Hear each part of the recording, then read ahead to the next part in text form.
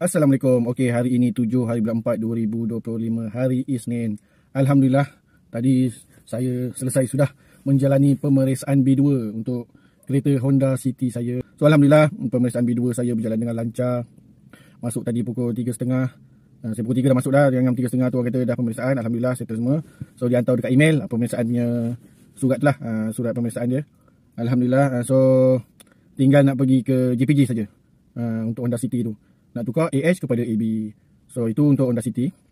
So untuk Pro 2 Azia pula, hari Jumaat saya cakap saya pergi GDC untuk EVP physical dia. Alhamdulillah, hari Jumaat tu saya pergi dalam pukul 10, 11. So dia kata dalam 2-3 hari takut akan terupdate dalam apps Grab. Alhamdulillah, hari Jumaat tu, lepas Jumaat dapat dah. Saya refresh dapat dah. So mungkin esok atau lusa saya pergi JPJ untuk buat Honda City dan Pro 2 Azia sekali lah, alang-alang sekali jalan kan. So Honda City tukar AH kepada AB, Pro 2 Azia nak tukar AB kepada AH. So bermakna selesai sudah step-step saya nak tukar Honda City kepada Pro 2 Azia untuk kereta kenderaan e-hailing saya. So saya dah tukarlah kereta A kepada kereta B. Boleh tahan jugalah berhari-hari makan masa makan ni jugalah kan. Tapi biasalah, benda tu normal lah. Kita nak buat penukaran ni bukan senang. So itu saja info. Assalamualaikum.